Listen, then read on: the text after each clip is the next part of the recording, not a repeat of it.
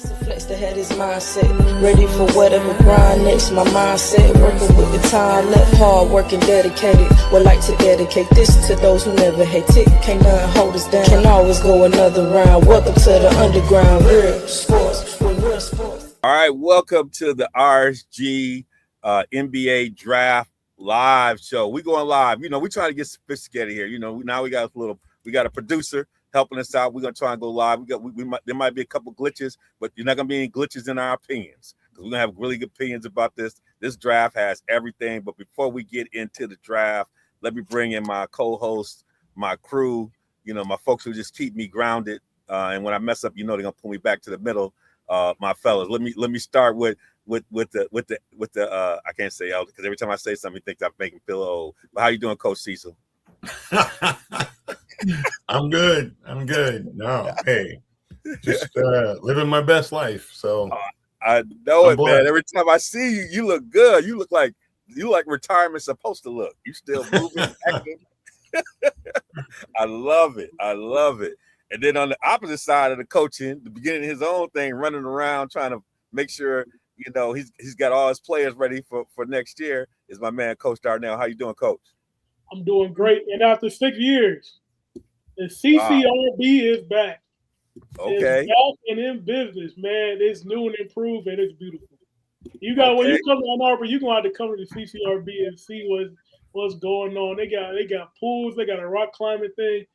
They got state of the art building. It's absolutely wonderful. My best CCRB story was I don't know how I ended up on the court with Roy Tarpley. Myself, maybe PJ Bowman. We were on the court playing with Roy, and I'm talking. And I turn around, I'm in the lane, I turn around, and Roy Tarpley is coming down the middle of the lane. And before he gets to the rim, I'm at the outside, like outlet, boom, we go down. But we got them off the court. That's my claim to fame down there. You know, Roy still holds records in the NBA playoffs with those years with the Mavericks before everything fell off on him. But yeah, CCRB, you never know who's going to show up at CCRB at the IM building. So you over there balling. I can't wait. Now I can't do I can walk through and observe. I can't get on that court. That'll be the only thing. We got Southside Hampton in the house. How you doing, Hammer? I'm doing well. You know, stunned by the news.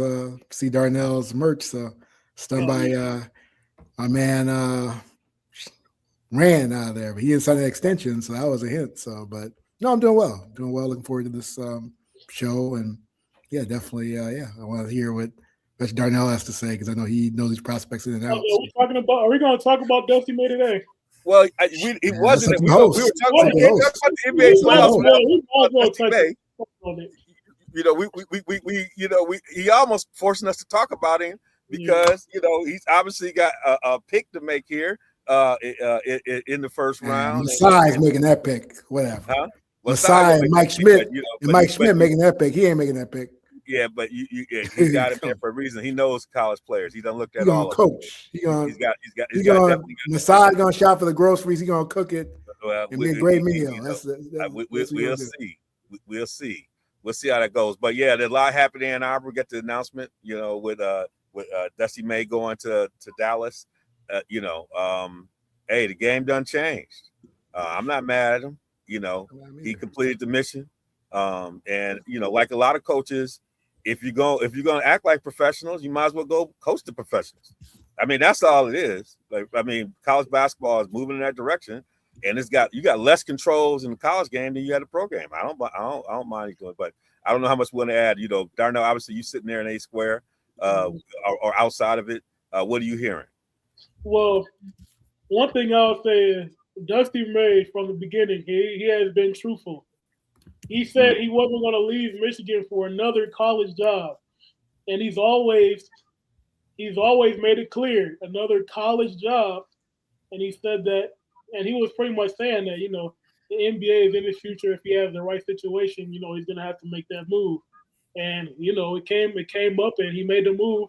I was at work today. You know, I work at the university, so at the hospital. So I was able to talk to a few people.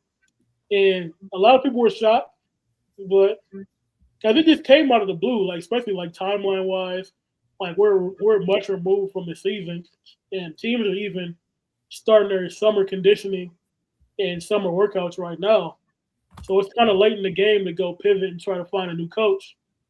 And I think that's where everyone is at right now. Yeah, I think, it's, it's one of the reasons why I don't get mad about the players being able to move. A lot of these coaches, for whatever good reasons, are able to do this. And if it's good for them, it's good for the players. And, it sounds like the Michigan players, I think, we'll have 15 days to decide whether or not they want to enter the portal. 15 days from the day of the new hire. Yeah. From the day of the new hire, Oh, right? starts when the new coach is hired. Yeah. So I mean, we included we just named the interim coach. So there's some movement, which puts them in a tough situation because all those players are eligible, including the ones who just came in. So it's going to be interesting to see what this roster looks like come September. But that's where we're at right now in college sports until we get something else going on. So did you hear that? Getting feedback. The Jeff Goodman interview with Dusty May. So that I was watching that. I was watching that a few days ago. I was watching. That was telling. Yeah, that was really telling. But he's not saying anything. He's not saying anything that we didn't hear in Maui. Like he's not saying anything any of these other coaches are saying. I mean, even Bill Self, a lot of these, like all the things they're feeling, those, he's not saying anything that other coaches are not saying. But he has options that other coaches don't have. Yeah. So that's my point, is that he was so telling, just his demeanor, even just there's no happiness in his demeanor. It's like, that's the thing that really shocked me, sort of his demeanor, the whole interview. Yeah, but if you listen to what he said, which that I thought was really interesting, is his what he said about how they're making decisions, and he kept saying, we're not making decisions in the best interest of the game. We're making decisions, and if a coach doesn't feel like it's in the best interest of it or the institution, and he gave a great example of, just about players being able to come back after going to the draft. Yeah, when you talk about that. I mean, I think that was probably his best example. Like, it's in the best position, but it's in the best interest of the players, right? And which might be in the best interest of the game. And that's the part. So he's not even. I thought his viewpoint was right on. No, I agree, but it was just seeing it in the context of him leaving, kind of put it in a different line, in a different frame of mind. That's all I'm saying. But as much as I'm a Michigan fan as well, they got the championship. Move on and figure it out. And everybody gets paid over there, and so they have to figure it out and keep moving on. Let's get into the draft. We'll find out more about where that's going. This is one of those drafts. Everybody's saying it could be one of the best classes of all time. There's a lot going on. There's a lot of jockeying at the top of the draft, where we're going to look at. I want to jump in. Obviously, there's a lot of conversation about who can go number one, where they're going to go. I'd love to get a sense of, there are basically three names bucking out, but it's really down to two. And it was so interesting. I was when the Father's Day lunch with folks at the church on Saturday. We had a couple of young members from church out there with us, and we had this discussion about, do you take Peterson? Do you take AJ? Who do you take? And I had my position on it. Both great players, but I had a real clear position on it in a sense that I would go with AJ. And part of it is, in this day and age, you're not only paying for a number one player, but you're also paying for somebody who you think can bring the energy to put that battery in the back. And we're not quite sure about that with Peterson, about availability. Like, there's a lot of things about him right now. When he's on the court, he's incredible, but there's a big question mark. Plus, you got a guy who's 6'9", and you can't teach 6'9", who can get to wherever you want to go. So I have my opinions on that, but I'd love to hear y'all about the top of this draft. Coach, I'd love to Cecil, I'd love to get your sense about, there's really three names up here, but who, if you're Washington or someone, who you really feel like is that person out of this group that you would lean on? Well, I mean, like you say, it's almost a coin flip. Yeah. Between AJ and Peterson, I think, for sure. Both of them have explosive qualities. Both of them have kind of a game changer mentality. And I guess you're going to hear me say this later on in the show too, though. As much as I like AJ, obviously you got to appreciate his size, his mobility, the many things that he will be able to do, he can do now, and the things he'll do in the future. I think there's something special about Peterson. Everything I've read, health-wise, he's fine. All those things that went on at Kansas, with his injuries, everybody's saying that he's fine. He checks out. He's had physical after physical. They say he's good to go. And to me, there's something special about him. I don't think we've even touched how good he is watching him play in college. I always got the feeling at Kansas that he was just toying with people. I just got the feeling during the season, even with him hurt, that he was just playing maybe as hard as he needed to or as hard as he wanted to, but there's a whole lot more there. And I think that's what a lot of these scouts see. That's what I think a lot of these coaches see that we don't see, that we're not behind the scenes. We're not there on a daily basis. And so I think he's going to be, number one. And I think he's going to surprise people. And when I say surprise, not totally shock people, but he's going to be pretty good. All right, so we get coach's position. Hampton, where you at on this conversation about between these two? Clearly, number one, folks. I think Boozer is off on the other parts of this, but these two are really the leading candidates. Where you fit on this? Are you a coach? No, I really question Pearson's judgment. The fact he was taking creatine without the care of a doctor makes me question, does he have common sense? That's the bottom line. And so you have a guy that's compromising his body at the highest level of competition, and he wants to be the number one pick in the draft. What arrogance. And so that's why people can't stand him, because, again, he could have very bad judgment. He's a prima donna. And yeah, he's the best player in his draft, no question, as far as pure talent. I'm not going to deny it. The coach is right on that. But this is a pick for the future of your franchise. And if the Wizards bungle it again, which they're known to bungle, then God help them. But they might take him. I mean, that's one of my things, previews, sort of some questions down the road around the show as far as Mr. Peterson. He's going to answer, have some good commentary, I think, throughout the show. But yeah, I think DeBonzo is just a safer pick. He's big wing. Led college in scoring, finished product. All I hear about the young man is that the young man is plug and play, ready to go. But is he the best player in this draft? No, as far as talent-wise, I wouldn't be credible if I said that. Definitely Pearson is most explosive. That's why it's sad, though, because, again, he is seen on the highest levels, very poor judgment. And that's something that when you have someone that poor judgment and you take him at one, good luck to you. Because you might go down with him. So that's where you are right now. And, brother Boozer, I mean, as far as, and the thing about this draft is so great that all these three of these cats would be number one picks in other drafts. This draft is just loaded. Mm-hmm. And so that's the thing about it, and that's why this is so loaded that you can't afford to take a chance. You have to take safer picks in this type of draft, because if you miss on any of these picks, it's going to really be catastrophic. As far as a personnel standpoint, as far as a reputation standpoint, as well as, again, a future standpoint as far as your team, because this draft is loaded from even the top of the second round. Projects are amazing. So you got to hit in this draft. If you got any questions and dude messing with creatine, come on now. We ain't talking about bodybuilding. We're talking about basketball. And this dude, I mean, come on. We ain't talking about bodybuilding. You ain't shot putting. And Hammer, you hit some stuff. I think you hit in there. I'm gonna break Darnell here so we can round this out. All right, so I disagree completely. Creatine is one of the most clinically researched supplements in all of supplement on the entire market. Like, you know how many high school kids takes creatine? The thing about creatine is you just gotta follow the directions.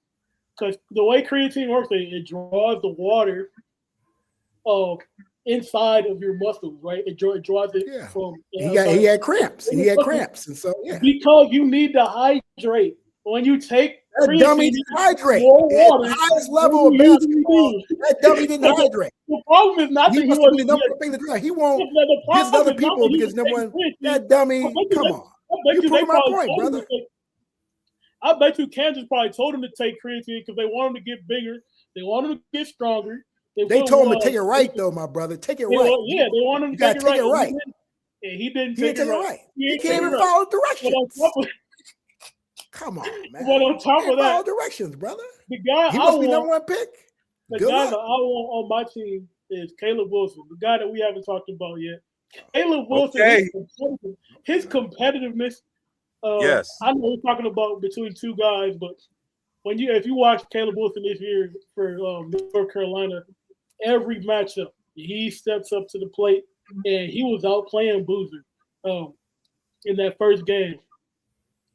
Where was he come March, brother? Where was he come March? He broke his hand trying to dunk the ball. He's trying to dunk the ball.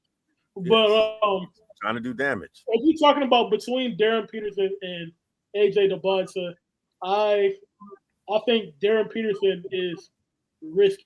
I think it's definitely a risk, and I think that he is healthy, but there is something to the psyche of an athlete, right? So you think about what happened with Markelle Fultz, right? You think about people that have had these kind of things that, the sports psychology kind of thing. Like, is he going to get to a point where he's, you got to push to that next level, and he's just like, nah, I just can't do it. You know what I'm saying? How long is it going to take him to get over that hump? I think that's something we got to think about. But if we're talking about his talent on the basketball court, I think Darren Peterson is a better player than AJ DeBonsa, and he's proved it every time he's played AJ DeBonsa. I talked about the competitiveness when I talked about Caleb Wilson. Darren Peterson has that same competitiveness. Every time he sees AJ DeBonsa, he sees red. It's like he's always seen that name, AJ DeBonsa, number one. AJ DeBonsa, number one. And he was like, okay, I'm gonna show you how great I am. When he was in high school, he dropped 60 on his head and hit the game winner. And when they played this past year, we saw what he did. He was guarding them. They was guarding each other, old school matchup. And AJ couldn't do nothing with him. So I think Darren Peterson is a more talented player, but there is a risk that you have to think about, if you're going to make that decision. And that's why AJ is probably the safe pick. Yeah, and I think one of the things that we work in the higher ed space, and we see a lot of talented students. And some of the difference between the best students and some of those other students you think can be great is a term we call selective performers. We've seen a lot of students who we say they are selective performers. When they on, they do what they do. When they don't, they struggle. And Teofimo Lopez. We say?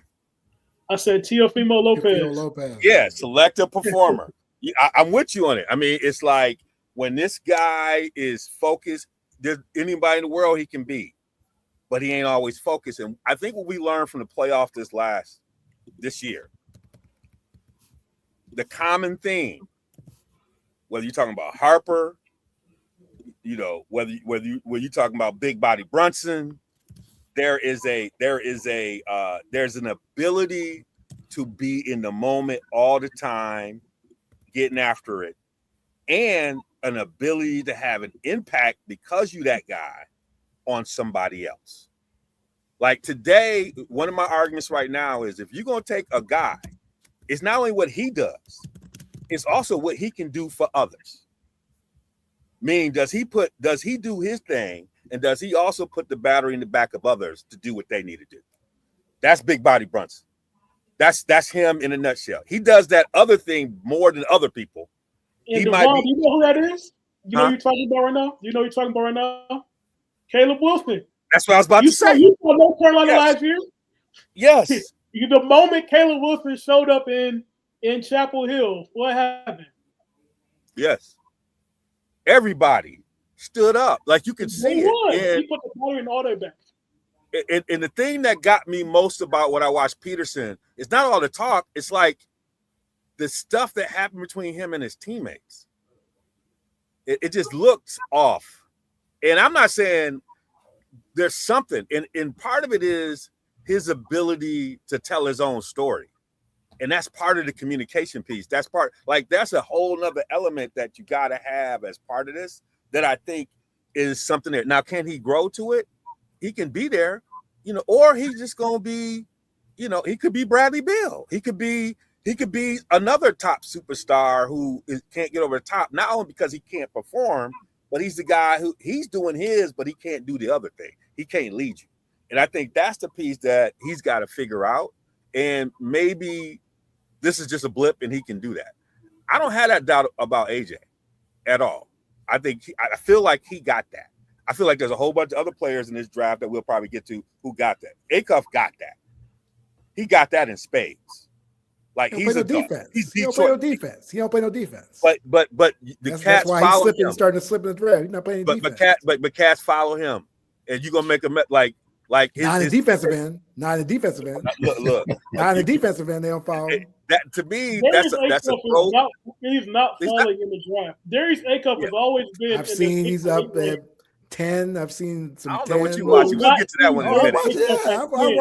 I watch his mocks all your year. Source, you got a source that's questionable. We gonna go. Some mocks where he's 10. Look, I've seen some mocks where he's 10. So the other person that is really interesting about how they put him in, player of the year, Coach, I'd love to bring you in here, like Boozer. Like he's one that I think he looked great in college. Does that translate to pros? Are you nervous about his ability to have a lift when he's playing against these bigger, more athletic players? Like, where do you see Boozer in this whole mix? Oh, Boozer's legit. Yeah. I mean, he's gosh, I don't know what the words are. He's a stabilizer. Yeah. He's got a high basketball IQ that translates. He's already got a body on him and some size for a young player coming out where he may not get as roughed up as some of the other guys have come out in the past. He's been raised playing pros, undoubtedly, and so I think we'll talk about this a little bit later, but when we talk about upsides of people in the pros, he's probably got one of the best upsides of anybody in the draft. He just doesn't rise to the level of a number one, of a number one pick, even though arguably, and to your point, Darnell, Caleb was in the talk all season long.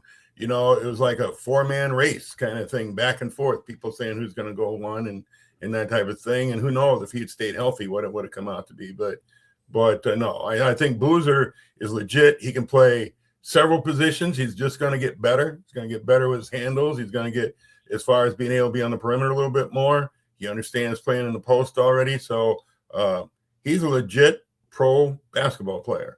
And I think he's going to just get better and better each year.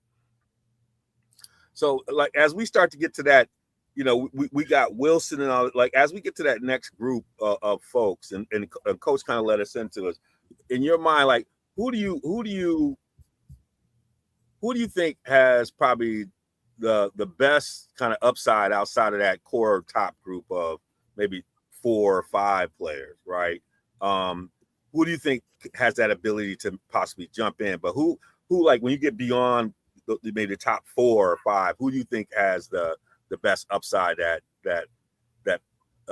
next core group of people that people are talking about?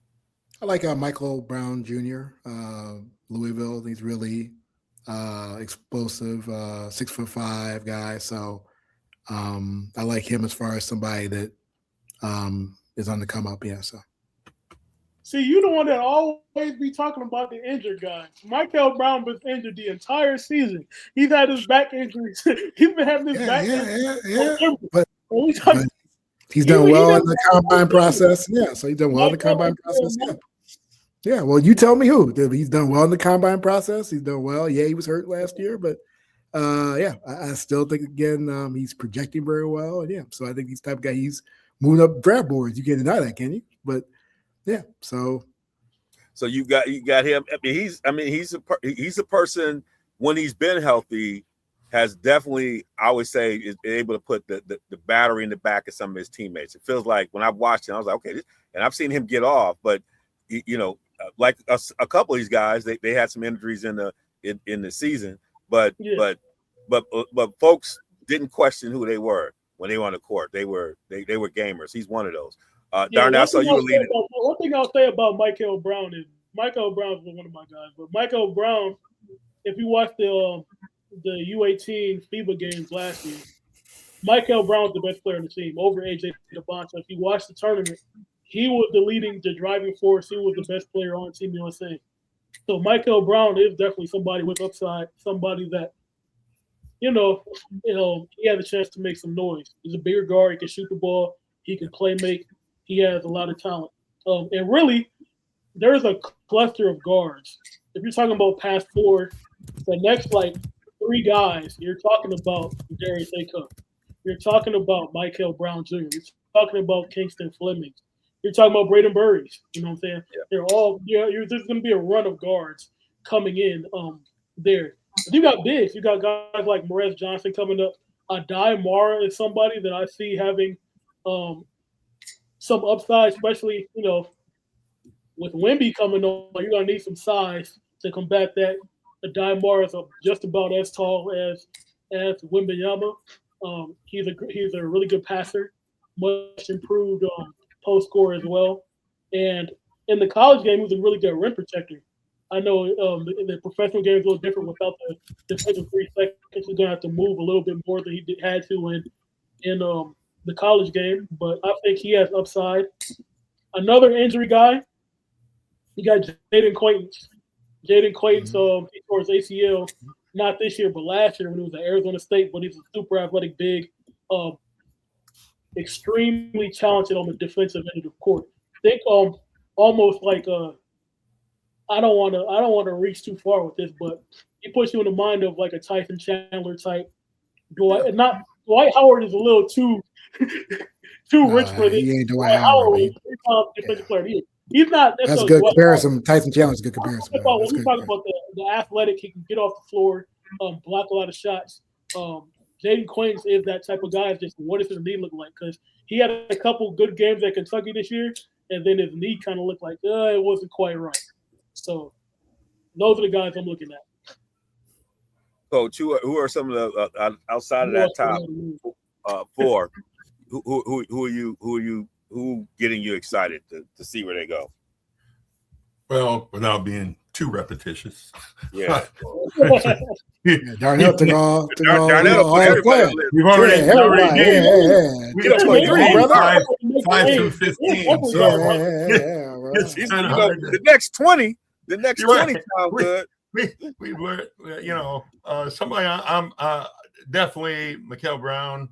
Was somebody that it's hard to run away from a 6'5" point guard.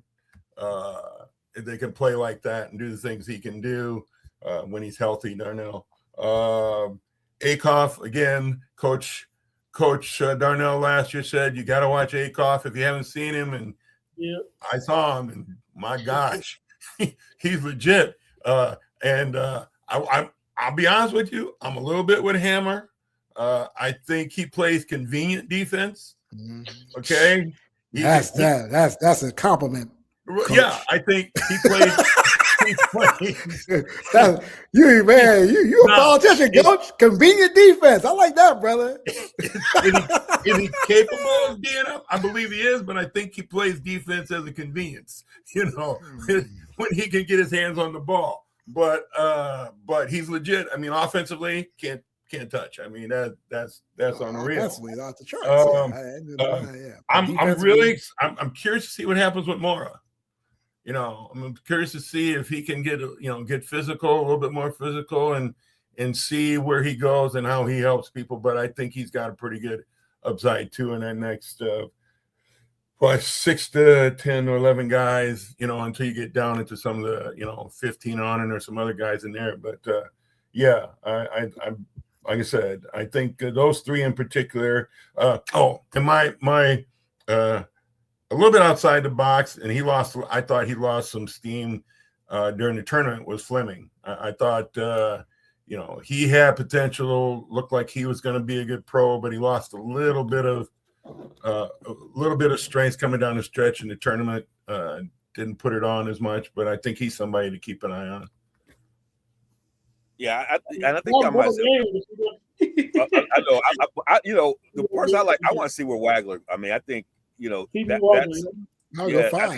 that's a guy with size and his shooting and his range. I mean, handle. He's got those things where you see him, and what's going to be interesting is some of these guys will end up on pretty good teams and be able to contribute. And he's there's a number of these guys that have what I call an old soul. And I think that's what we saw with the San Antonio youngins.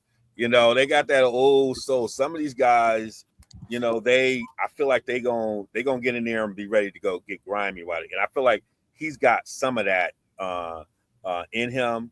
And then y'all didn't mention what's the young man from Tennessee. Ament, yeah, I was I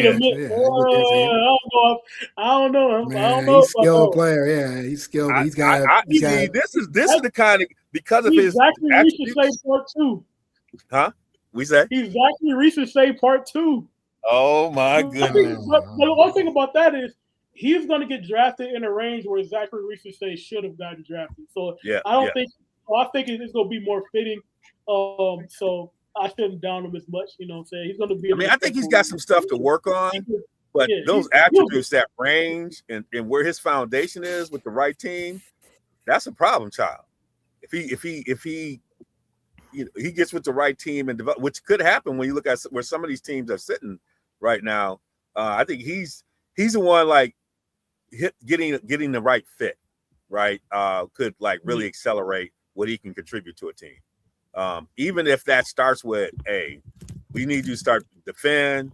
If you can hit a little bit here on space, begin to do a little bit of stuff, and give us what you can offensively. On the right team, I think he becomes a really good piece. Yeah, he seems like a pretty smart kid, like learning. Plus, he had to play for a coach that don't play. I mean, we saw they warm ups. He at least knows how to get through football practice because that's how they warm up. So you ain't got to question toughness. You ain't got to question toughness. That's just how they get down over there. All right. So y'all, whose fool's gold? Right? You just said him. You just. I'm not gonna say he's fool's gold. Nate admit he's not fool's gold. People gonna look at him and say, "Oh, man, look at him. That's Trey Murphy. That's you already know. You already know that he could be, or he could be a bust. You're right. I mean, that's one thing about he could be a bust, but he could be a great player. He could be a bust. That's the type. That's the guys come. That the guy could slip tomorrow because I think some people are afraid about he might go higher than tomorrow. Somebody's gonna take him. Somebody's gonna take him. Yeah, I'm saying he might go higher than he might go tomorrow, but he looks the part, but he plays like almost like the perimeter player. Nothing doesn't seems to be hesitant to mix it up inside. Yeah, that's the problem at 6'10". Yes. So who do y'all see as fool's gold?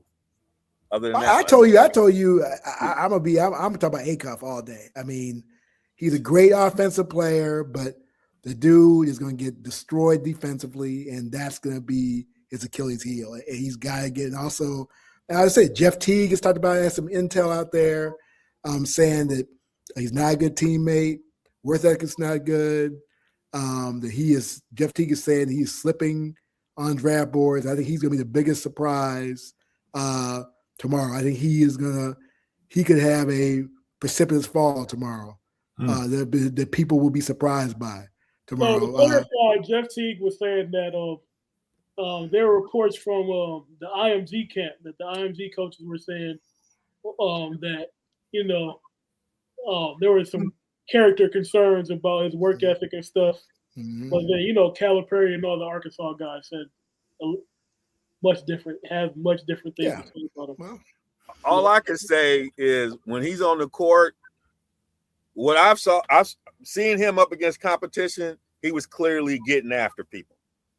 And they couldn't offensively, do yeah. Offensively, yeah. Offensively, yeah. but sometimes that's where you start. Offensively, yeah. And that's you can teach the other part. You can't. It's hard to teach offense. But that's one thing he can do. And he's from that place where they know how to get down. So He didn't get down last year. You go mess around. That's you say from the place where they get down, and but I think shouldn't he have picked it up by then? Yeah, because I was there in Callahan you. Hall. I was there in Callahan Hall back in 2023 when they played in the quarterfinals, and Cass Tech was pressing full court. It was him and your boy CJ Sadler is going to play corner at North Carolina, and they was picking up 94 feet the whole game. I don't know where that went, but so it ain't like he can't do it. So I'm looking at it like this. When I look at him, I don't see anything that tell me he ain't gonna do it on the next level. So we'll see. We'll see. He didn't do it on this level, so he didn't do it at the NCAA level. So how of a sudden he's going to turn around and do it on this level? He was against better scores. Against better scores. More he might have Luka Doncic syndrome, or you could call it James Harden syndrome, where I'm doing everything on offense. 6'7" like Luka. I'm lacking on defense. But the thing about James Harden wasn't always. If you watch James Harden in Oklahoma City, he was not a bad defender. He was actually somebody that they would choose to take the assignments back then. He would take the assignments back then. Not now. When he went to Houston and got in that Houston life, he was like, I ain't got time for that defense. I got to conserve energy. I don't know what he was trying to do. Coach, who you got on there? You got anybody that you think could be fool's gold with the coach's eye? You looked at with your good eye. What was you trying to figure out? You got anybody over there? I'm not 100. I would say I'm not 100% sure about Braden Berries. Yeah. I'm not sure where he's gonna fit into play in the NBA for sure. What his upside is going to be in the NBA. I'm not 100% sold on him. It was funny you asked that because I was looking at this earlier and going down the list, and the other person that, like I said, I said I'm curious about him is Fleming. Yeah, he had a bad offensive tournament, but I think if you look at defense is going to be his calling card in the NBA. I think leadership's going to be his calling card, but no question, he was very challenged offensively. Why Houston didn't go as far as they should have gone, but because he had been the light for them a little bit offensively, his mid range and stuff. But I think it's more the environment for him. Like in the Houston environment, like the paint was clogged. People wasn't guarding in the second half of the season. People realized that Chris Sinek, he's billed as a stretch big, but he's really not that consistent of a shooter. So they were sagging off of him. JoJo Taylor was looking at the rim. So the paint was clogged, and Kingston Fleming, he's a downhill player. He's an athlete. He wants to get downhill and get to the rim. And when there's extra bodies in the rim, it causes problems for him. I think in the NBA, when the court is more open, there's a defensive 3-second penalty. I think he will actually be better in the NBA than he was. Yeah, I always felt like more spacing. Their problem there was their offensive philosophy wasn't very creative. Like it was like they were just, it was high screen, ball screen, they're getting downhill. And if you play against really good defensive teams, they weren't putting the ball side to side. There wasn't a lot of, and I just feel like he gets into a little bit more of a sophisticated offense with his skill set. He's gonna go. But it was like once you shut the water off on Houston, they were done offensively. Like it wasn't just him; they were just done. They didn't have too many other places to go. I think they had a second creator. But I think we talked about this during March. But actually, I got something else to say about Burries. I think Braden Burries, he's an interesting character, but I think where he goes is going to impact how he turns out because I don't want him to be over leveraged because I don't think he's the number one. I don't think he's that type of guy. But I know the Pistons are not going to be in this range at all. But if we were able to trade up and get a guy like Braden Burris, he would help out a lot because he's a second.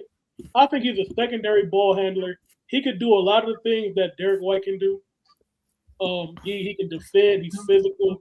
He can shoot a little bit. Well, he's going to have to work to be more consistent. But he can create his own shot. But I just don't think he's going to be able to carry you as a lead guard, lead ball handler. So if he's going to a team like Brooklyn, a team that needs that, I think he's going to be in trouble. But if he goes into one of these better teams, so say if he goes to the Clippers, like I think that would be a good spot for him next to Darius Garland, next to Kawhi Leonard. So it just depends on where he's at. Yeah, I think I agree with. I think he comes down to he's some folks are going to really depend on where they where they go, because if they don't get to the right spot, they could have some problems. He might be one of those folks that when we talk about sleepers, I don't know if there's any sleepers in this, but when we talk about sleepers, like folks that, there's always folks in the draft that get drafted a little lower. Folks don't pay attention to them. They get to the right, maybe it's a little bit of development and seasoning that end up, being that guy. We get, Jokic second round. You have, and this one's so deep.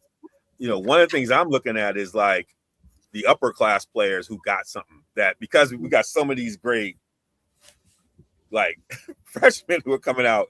There's some upper class players who are tucked in here who are doing like who are some sleepers that y'all feel like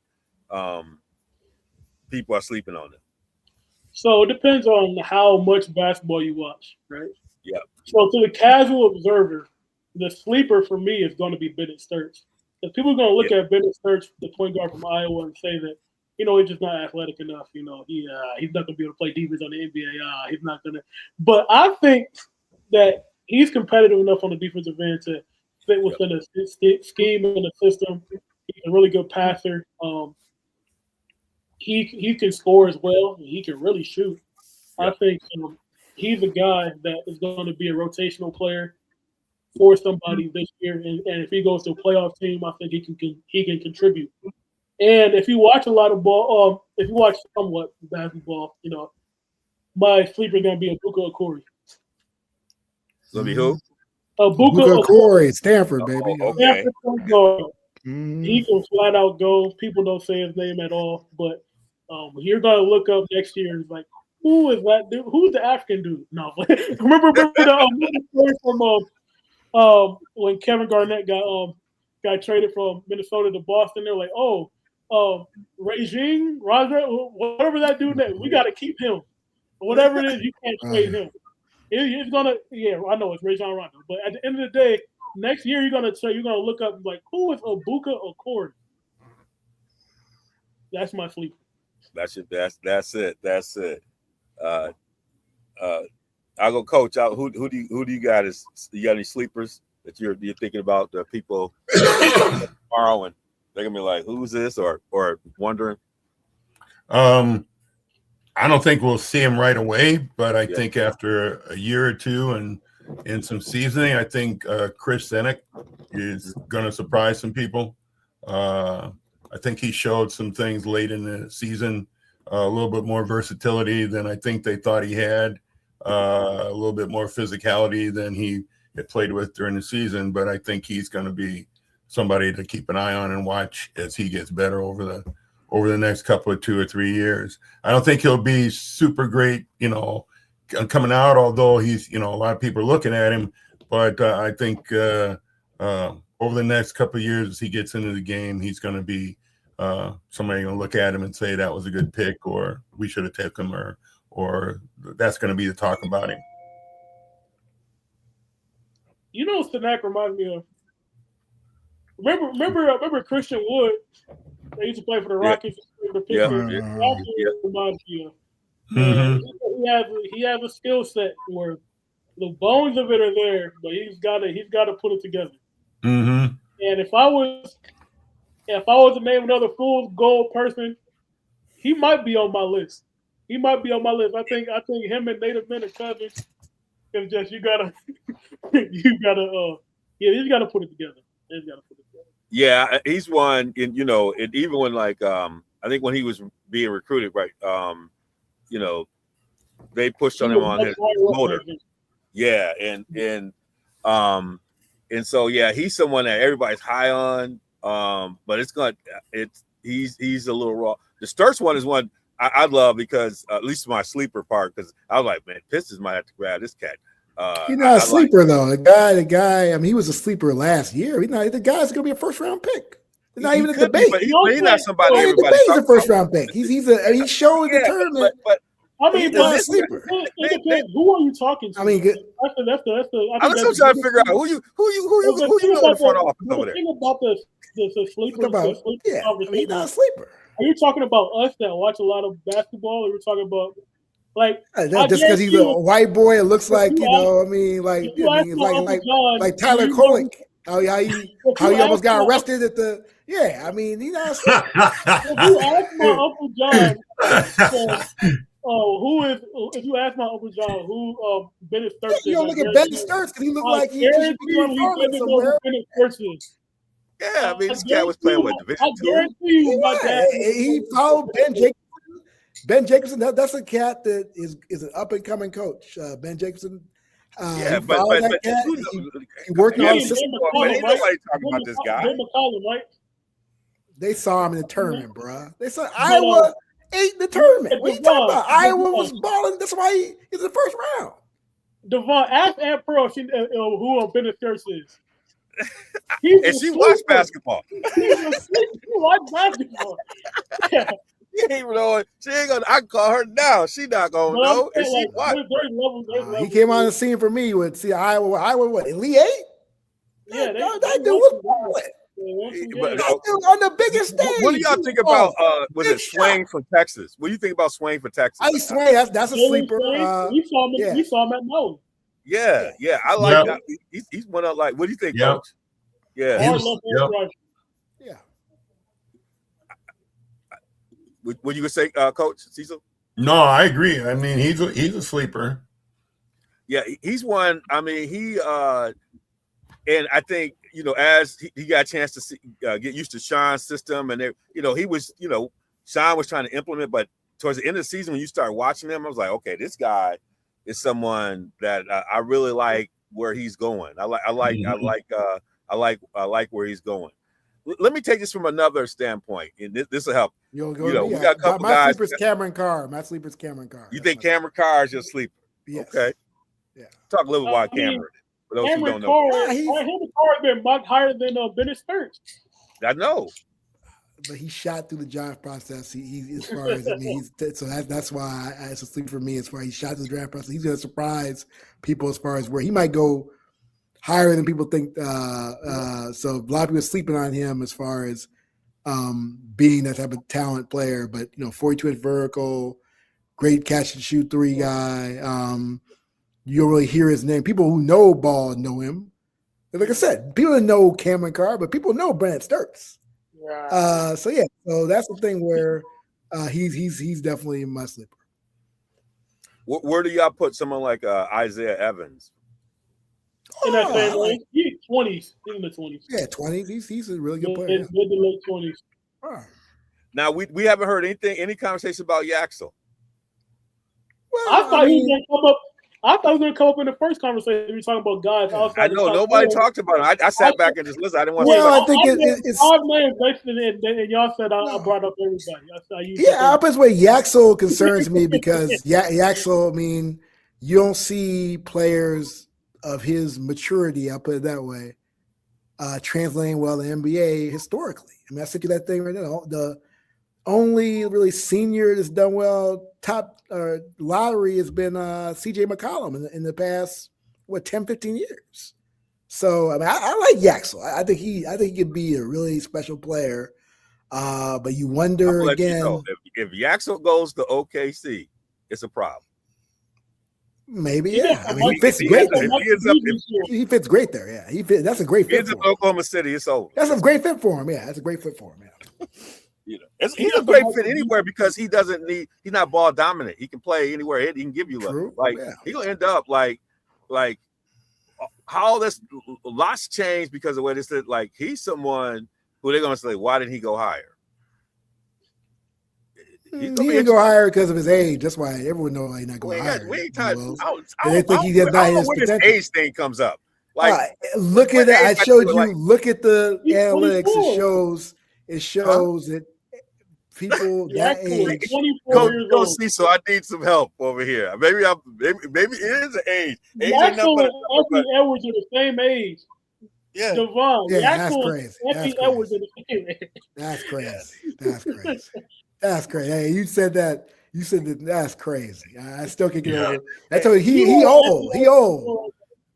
Late bloomer, kind of like Dalton Connect. These late bloomers ain't doing that well. Yeah, he not Dalton Connect. He's far from that. You don't know, bro. We'll see. Don't make a mistake. I mean, don't pick him too high and then get fired. That's the mistake. He's plug and play right now. Well, speaking of I like him, but I think he'd be better. I think he really would fit well with a more mature, playoff ready team. He'd be a great piece as far as a great piece as far. I think he's a great rotational player because he's versatile. He's smart. You're right. He does not ball dominant. Yeah, but again, is he going to take over a game for you? No. That's why he's not going as high as you think he's going to go high, because he's not the type of cat that's going to take over a game and be ball dominant. He's going to do what he needs to do to win a game. Yeah, look, he won a title. It's only a year in Michigan, but that's why I think people are overlooking him as far as being even a lottery pick, because they don't see him as the type of cat that's going to be an alpha male, is going to dominate and again be that impact player. I don't know if people watch the same games I watched, because he was talking I watched the same and he was on everybody. When he met everybody who had something to say, he made them. You see what he did to Tennessee? He just totally destroyed them. Like, I don't understand where that comes from. Somebody's gonna be popping popcorn if they mess this one up. There's a whole bunch of other players up here, but they messed this Yaxel thing up. Somebody gonna be popping popcorn with me. I want to see him at 11 to Golden State. I can see him definitely. But I can see him dropping all the way to 15 possibly. So you don't. I mean, people worry about this age thing is real. There are very few players who stay in college that long who become impact players in the NBA. It's just real. It's facts. If you would say. And speaking of the old folks, the Chad Baker Mazara in this draft. Nah, dude. I do. Yeah, I saw him play live at Wisconsin. He tore Wisconsin up, but he ain't get drafted. He might be the sleeper, second round undrafted free agent. Out there, he gonna be that guy that's gonna do what he needs to do. He gonna end up, he gets after it. He's got that energy. He gets the right team. He gonna be all right. We'll see him in Maui again. Yeah, you say we'll see him in Maui again? No, he out of eligibility. He'll be on another team. He'll have a different name, though. Yeah, no, he won't, because when he did USC, they blackballed him, man. They did him wrong. They blackballed him. Coach Musselman. No, it's just don't want to belabor the point, but it's really interesting, this conversation about Yaxel, because as we were going through, I just couldn't say his name. I mean, it's like, not him. And I think it is because of his age is a big thing in terms of, getting to the NBA, who's going to be an impact player in the NBA. When you think about guys coming out of college, now, will he be a impact player on a team? Will he be in a rotation and help a team? More than likely, yeah. Yeah, the right team. I think the right team, though. If he gets overdrafted, that's going to be a problem. Yeah, I can see him somebody overdrafted, because his skill set is really, like I said, skill set. If you were 19 years old, he'd be a top 5 pick, no question about it. Yeah, absolutely. But the thing about it is, he knows when he needs to do what he needs. I know. Like I said, if he were 19 years old, he'd be an easy top 5 pick. It wouldn't we talk about maybe the top 4. We would talk about him. Well, how high is too high for Yaxel on the board? I think somebody might overdraft him. He's skilled, man. What do you think of him? My thing is, how do you overdraft a skilled guy? How do you overdraft a skilled guy? who can play. because if he's that old, you wonder. I'm if not his talking game's about gonna old, develop. like Let me that finish. Let me old. finish. What we You're talking gonna wonder about? if his game's gonna develop. D. Will. So that's the bottom line. He was His game is dominating. pretty developed. He was dominating. 18, 19-year-olds. Let's see when he gets to grown men. It might be a different story. That's all I'm saying. We talking about these 18-year-olds being able to play against grown men. Like, what are we talking about? But again, they develop at 18, 19 years. He's I think 20, sometimes we 24 years old. outperform. Like Darnell said, he's as old as Anthony Edwards. That's crazy. So if Jackson Lindenborg goes 8 to Atlanta, is that an overdraft? Yeah. No, not for what they need. Yeah, Not for what they I would say need. it's overdraft. Now you Yeah. thinking.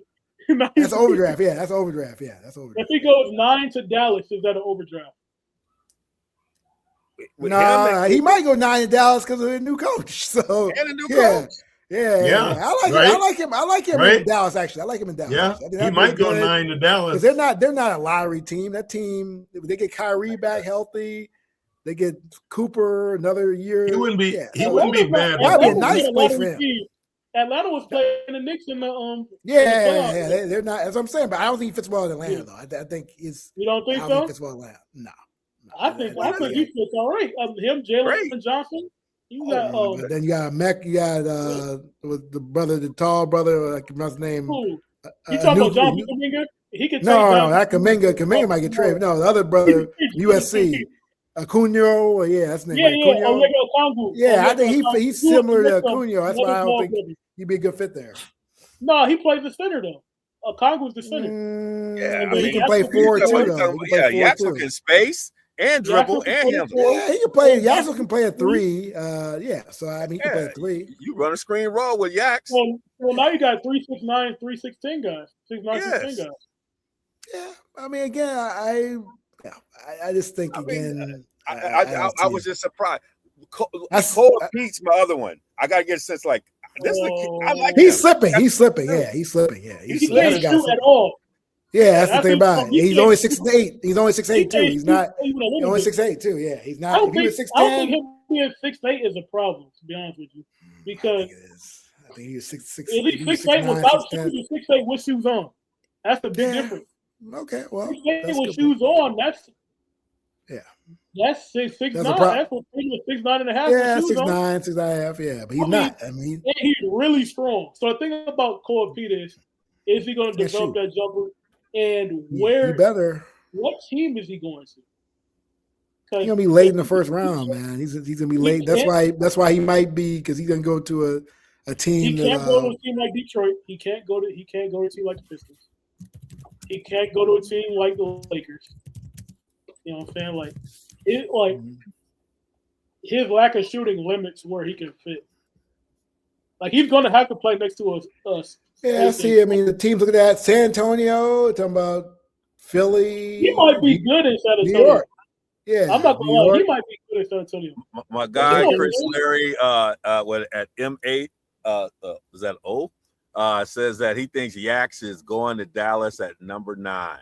That's Yeah, the he Right, way. because of tonight's, because So of today's news. Yeah, he got agreement. He got agreement with us up there. Thanks. Yeah. Thanks. He's got agreement with us over there about the Yaks thing. So Yeah, but a name that- I think Pete. I think he's a interesting guy. We're getting to it. You can see the bones are there. It's not where we're he's going to talking be. Cole Pete or we're talking Jackson. Cole Cole Pete. I'm Pete, talking about Cole Cole Pete, Pete. Cole I think Yeah. I think he can grow. I think he he can got to get there. develop a jumper. And he's been a though, winner. Wills. He He's got to been a develop winner. a jumper though. Yeah, He got to he's a develop a dog. jumper though. Yeah, he's He- dog. but He he got to can- develop a jumper though. He He can can be a develop dog. a He jumper. can't Like shoot. he ain't the first person who needed to develop a jumper that developed. A I jumper. agree, but he So, better develop. he's one, a is what I'm player. saying. He knows, You know, and he's been a winner at every level. Yeah, Then he we're won at like the level. 4 state championships. He won like Yeah, he's in a a row. winner. Yeah, He's a yeah, winner. yeah. He Like like he's a winner. he like and- Corliss Williamson. He like Yeah. Corliss Williamson. Close was. But he gonna have He to hasn't develop a He jumper. hasn't been playing the game that long. Yeah, No. that too. Yeah. Yeah. No, he hasn't been again, playing that long. Yeah. He'll be an interesting pick. He could go as high as 20, as low as maybe second round. I mean, that's what people are He's the sour. guy that should have went back to college. I'm not gonna lie to you. No, because this type of cat. No, I can't say that about these cats now, Darnell. Because if they stay a year and they get downgraded, then you in the second. You're like AJ Store. Yeah, AJ Store should have gone 2 years ago. He would have been So- like 33, 34. You He just stayed said in school. about Cole Pete though? You said he could fall out of the first round. If Cole Pete I've falls seen out him of as the low. first I've seen him round, as low as 28. Darnell said, but yeah, I think he his could. I don't think he NIL will. I don't think he his will. I don't NIL think he will. I said he could. Yes. I don't okay, think he his will. All right. NIL So- money so- in Arizona is gonna be better than the 28th pick though. so His let me- NIL let- money is more than that. So we got a lot here. The one thing I want to get to, I want to pull this back a little bit. So there's a lot on the table. There's a lot of meat on the bone. What it's all gonna come down to is how teams approach this. Mm-hmm. And you know, we in college basketball, when we get to the tournament, we have our can't trust it list. You know, we got some of our favorite coaches on our can't trust it list. And when it comes to NBA draft, we got some can't trust it teams. We got one right at the top of the draft. Now, ain't no way in the world they can mess this up, but they might find a way to mess this up. So it comes down to how teams approach this. And some teams they just got it together.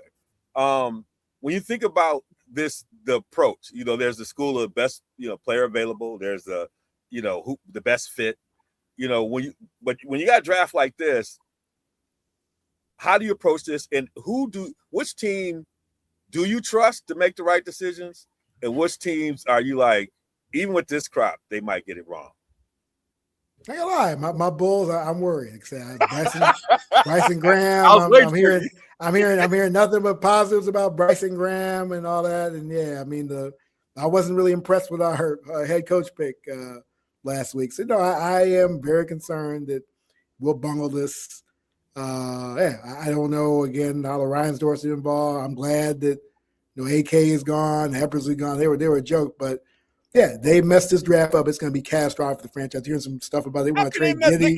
They got the 4th and the 16th, right? Yeah. They got their pick back. They were able to get their pick back that they had lost initially. So if they messed this up, they could. I mean, I've heard nothing but positivity about Bryson Graham. I agree. They got. I am worried. Like I said, it's been hard watching my Bulls. For these brothers. They might get their second coming of Michael if they get Wilson. Yeah, again, I agree, but he's gonna break his hand like he did last year. Yeah, so Mike broke his ankle. Mike hurt his ankle or foot or something like that. Man, Mike didn't hurt his ankle in North Carolina. Mike hurt his ankle in the pros. So let's not compare that. So so I'm worried about the Bulls. Again, I don't like the culture that's there with Reinsdorf. It's a culture of mediocrity. It's a culture of excuses. It's a culture of incompetence. So that's what we're dealing with. So I'm worried. I'm worried about what they might do at 4. Everyone picks Caleb Wilson, but who knows? They might get smart. They might. Who knows? They do. The one thing about again Bryson Graham, he looks the part. He is kind of green though, so we'll see. He's got a great track record.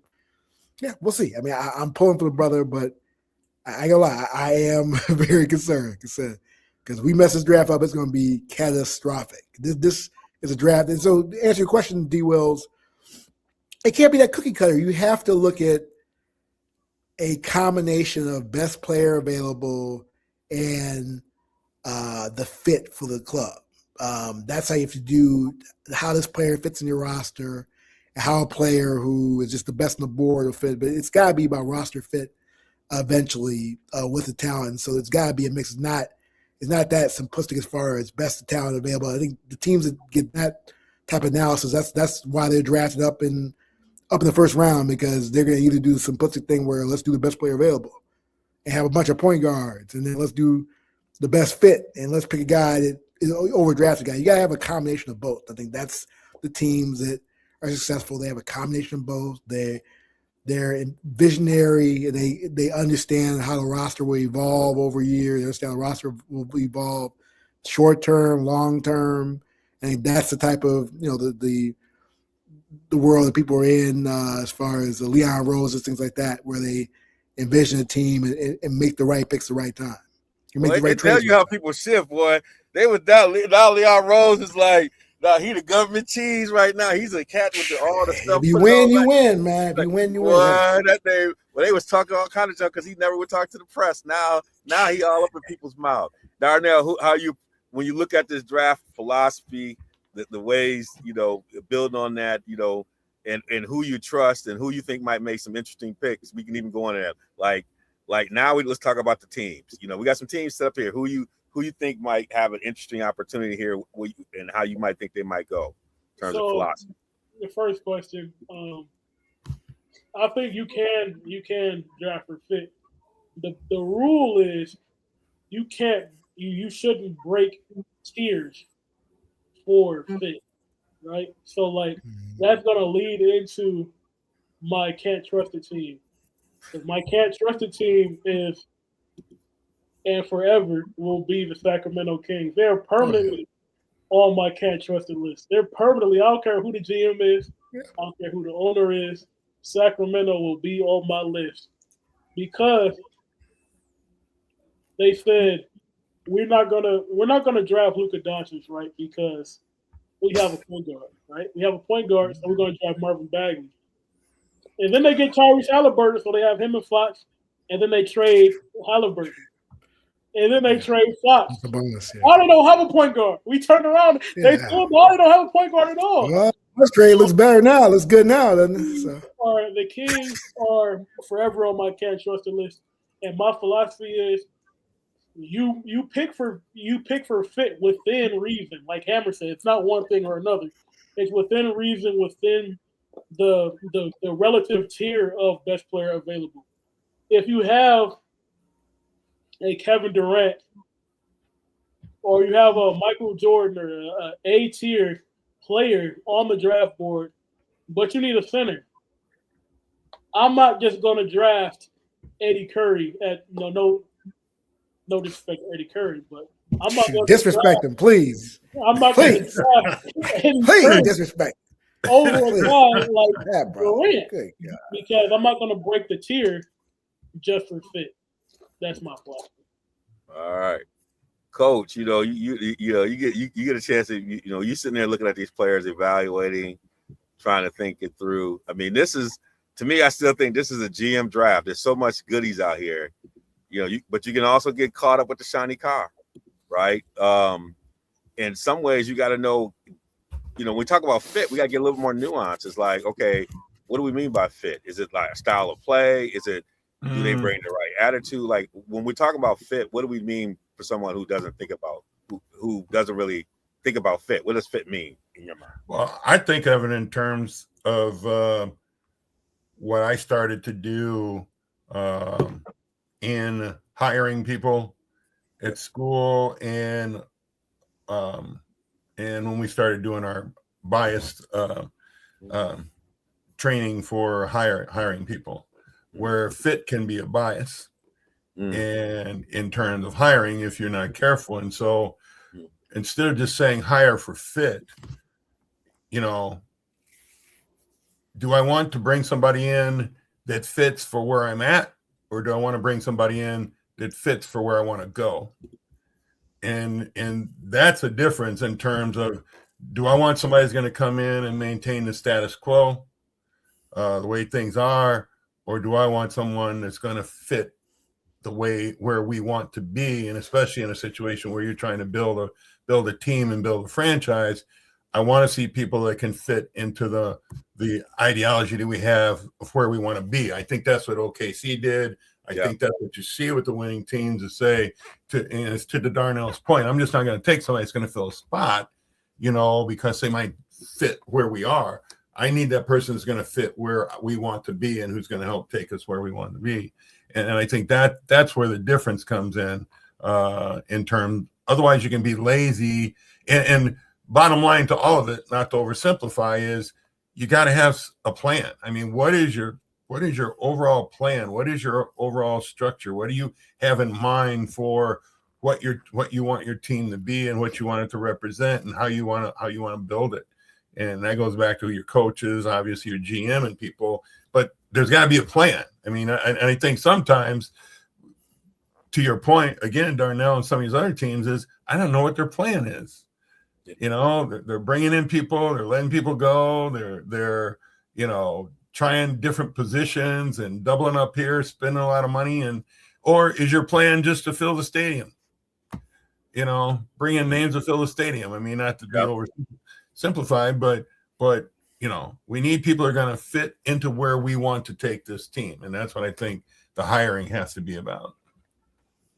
Yeah, and I think, and there's other aspects of this that, gets into, even their roster construction and where they are, where they want to be, the complexity of, even all the aprons. So like you got, if you're anticipating you're going to be losing somebody, you also got to say, how fast can this person get up to speed? Because you're going to need them. Right. And so like giving a chance to like where you are and where you're going. All right. We're getting ready for the draft as we close out this show.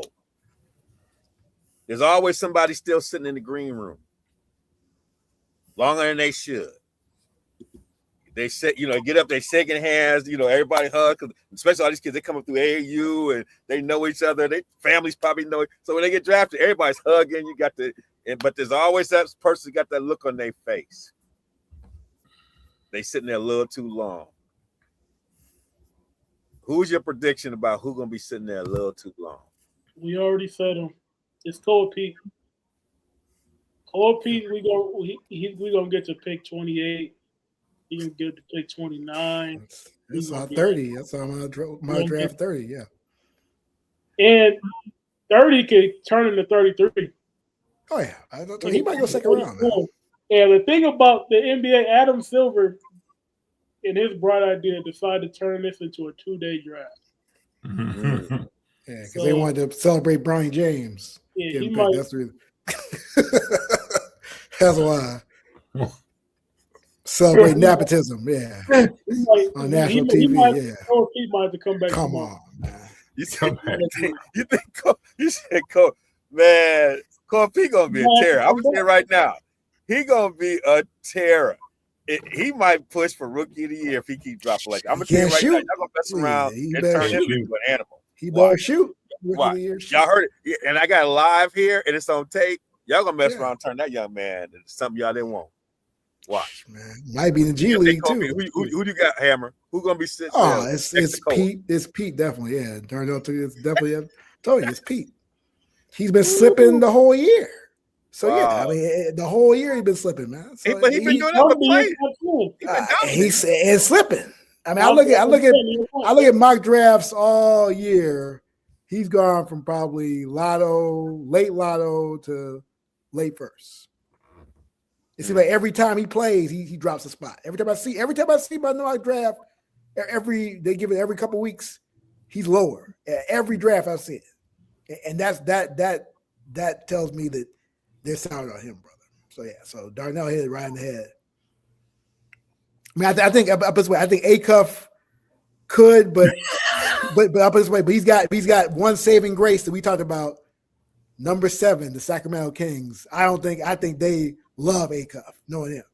They love him because they're the best judge of talent there is. So that I think that brother will be saving grace. Will be the Sacramento Kings. Yeah. So. He might go to the Kings. Yeah, he might go. But if the Kings pass on him, watch out.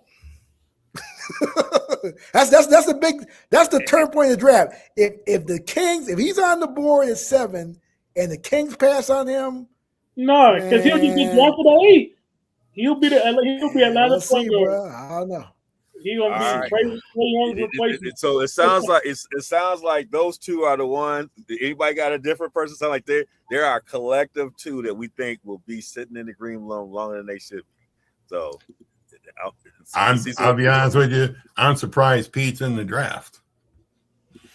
Yeah, well, it's a choice. That's why this NIL era is really, because I mean, you say go back to school, get your NIL money, but then the only thing about it is you might make yourself a worse draft pick. So what the old adage was that before the NIL era was that you would go after your freshman year to start the clock, to have them bet on your potential. It helps you more. And so I think that's what Pete decided. Pete decided that I'm going to start the clock. I'm looked at as a 19-year-old, 20-year-old. He's going to grow better as a pro. It reminds me of remember William Buford? Remember William Buford? That's example. That cat, every year, he's got great potential, and everybody didn't get drafted. He went from late lottery. I'm going to come back to school late first. I went to school early second, and then out of the draft. And so every year he was exposed that he wasn't a pro player. And so it's since we're a business decision where you have to decide my stock is as high as it's going to be. I bet like AJ Storr made a serious mistake. William Buford gets paid. That's probably true. Yeah. He was born in the wrong time. You're right. He was in the wrong era. William Buford gets paid. There are certain people where something like that gets them down. I think that's only going to drive Cole. Yeah, I do. I hope it drives him to get a shot. For him, I think D. Wells. I hope it drives him to get a shot because that's why he slipped. Well, but he's gonna get that. That's why that's what you gonna do. He's gonna make you pay for it. Why didn't he get it now? Because I think he was dominating. He's a big guy who was dominating. Even his freshman year, he was dominating. It wasn't like he wasn't playing, and he didn't need it. Y'all could nobody stop him. I watched him give everybody the business. It wasn't like he didn't give people the business. Like he gave just about everybody the business. It wasn't like he didn't. So yeah, he got to develop a shot, but he won 4 state championships. He was a dominant player on he's like most big guys. But I think he's got a competitive instinct in him to. I can see growth in him. He's not somebody who's just going to be down and out. No, he's 6'7". They got him at 6'7". But I think he got that Barkley in him. But whatever 6'7", he ain't thick like Charles, like Chuck. He ain't thick. Yes, he is. Have you seen? He ain't like Chuck. He ain't thick like Chuck. He's I said Corliss Williams. Yeah, Corliss. That's a great comparison. That's a good comparison. I think Corliss developed that J. Yeah, I think Corliss was more athletic. What they call him? The big nasty. Yeah, big nasty. Right. Yeah. Okay. All right. I don't. Yeah, there's a couple cats. But where's Corliss go like, 7? I don't think they got that. I don't think they're going to talk about Corliss slipping out of the first round. Corliss went 7, 8. It's a different era. It's a different era. Yeah. If Cole Pete was getting drafted in 99, 98, well, Corliss, he was on the 94 team, right, from Arkansas. Yeah. So if he was getting drafted in 95, 96, he went 13. He went 13 overall. Corliss. Yeah. What do you think Cole Pete goes in 95, 96? Like. The game probably is 15, yeah. 15, yeah. And you talk about him not being that big. Do you know Cole Pete's brother is?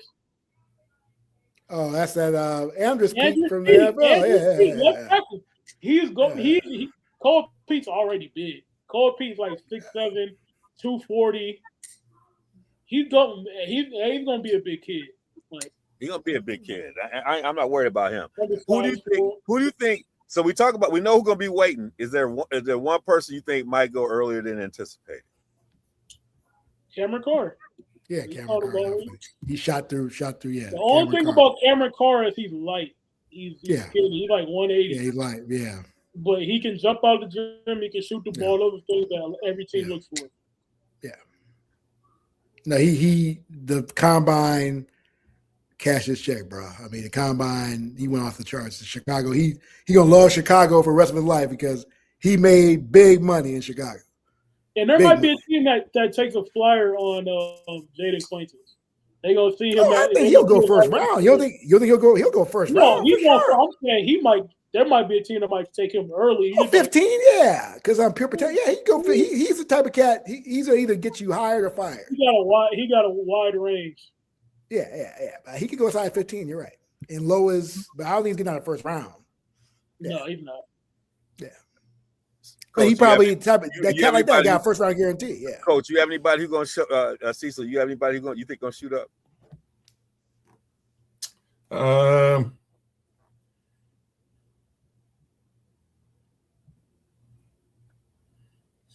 Depends on how far down they are. Yeah. I think the only person, because this list is pretty tight when you think about people, I think the only person that might be interesting about where he ends up going is Johnson Jr., who's like around 15, 14, 16. Like that, Morez. Oh, Morez? Morez. Yeah, Johnson. He's an interesting pick too. Yeah, because because he can space a little bit, and it depends on what happens. But the Spurs, that's too far down. Yeah. Where do you have him now? I mean, right now, most places they have like in that like 14, 15. 14, 15. He can slip. He can slip. I think he can get up. He might go up a few more because he's such an interesting player, and he's also a culture setter. He's a guy who comes and brings that lunch bell. Did you see Morez in Golden State? Yeah. next to Yeah, Draymond. that's a good pick. I can see Yeah. him there. Yeah, I can see him there. Yeah. You know. OKC, but I mean, like I said, 'cause I've seen Yaxo as low as 17. Like I said, Yeah. these Michigan cats it's gonna be interesting to see how they move because I think they're gonna be very good rotational players in NBA. I think all those cats from Michigan, but are they gonna be star players? I think the answer is probably not. Yeah. Yeah, so that's the thing about it. And so when you have a guy you don't think it's a star player, are they gonna be clamoring for him? Are they gonna let him slip down the board and try to get somebody with more upside potential, aka a freshman? Yeah. So. Yeah. Well, hey, gentlemen, this has been good. We got this in. There's a lot to think about. Y'all put a lot of meat on the bones. I love the draft. I love this time because after that, Summer League and the other favorite part of the year, we definitely gonna talk a little bit about that. But they're gonna go right from this and then the Summer League, and you know that's next on our agenda at some point. Summer League's great, man. I gotta get back there, man. That was man. Get back I went Summer League. Blake Griffin's first year, man. Yeah, that was. Yeah. I stumbled into it accidentally, brother. I didn't even know I was. Yeah, I was going to Vegas with friends, and then man. Yep.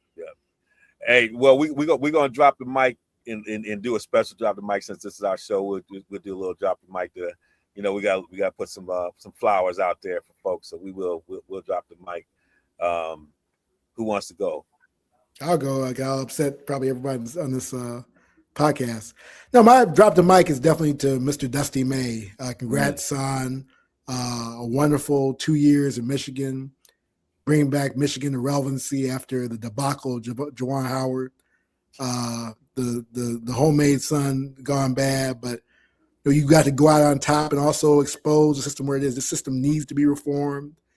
You can't have it where you're literally putting together a roster every couple months.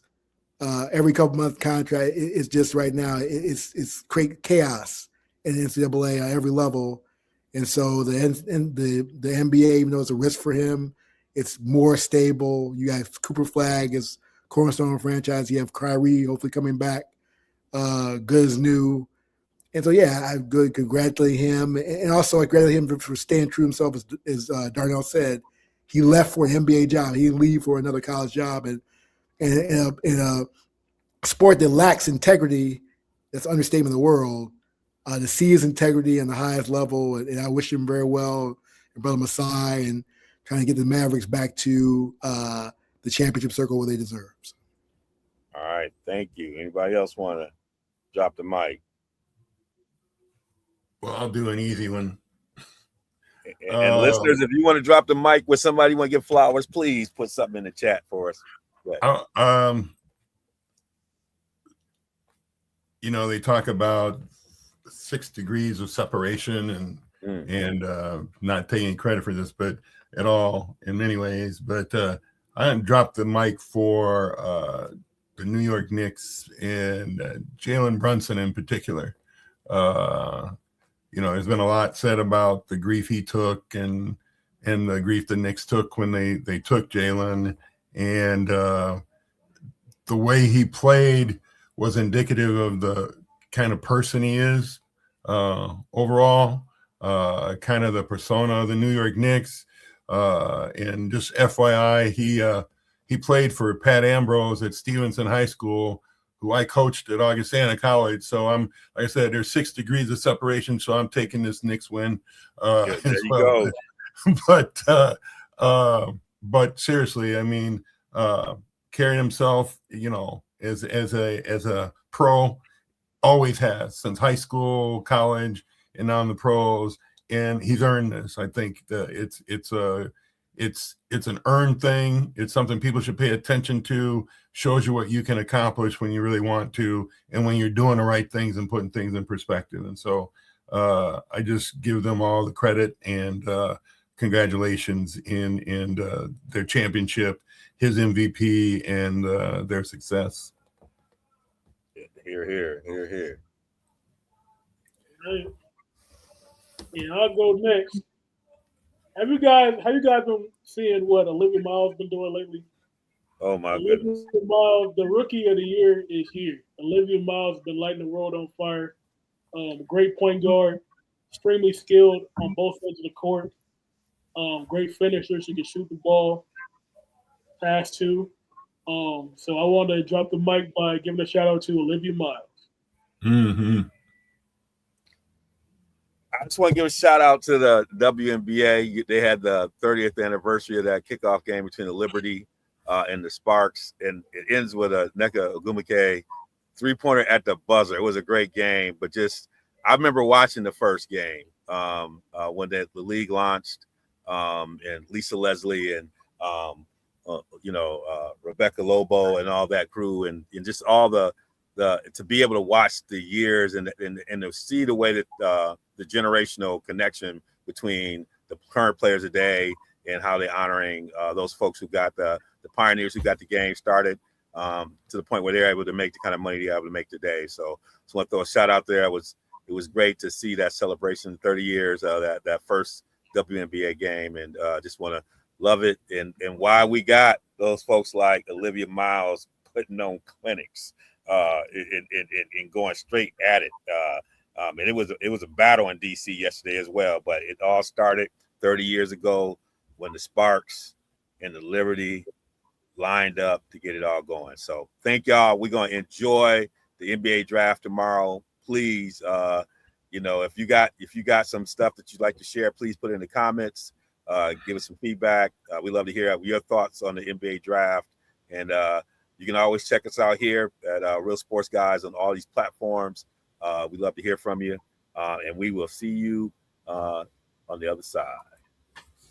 Flex the head is mindset, ready for whatever grind next. My mindset, working with the time, left hard working dedicated. Would like to dedicate this to those who never hate it. Can't nothing hold us down, can always go another round. Welcome to the underground, real sports, with real sports.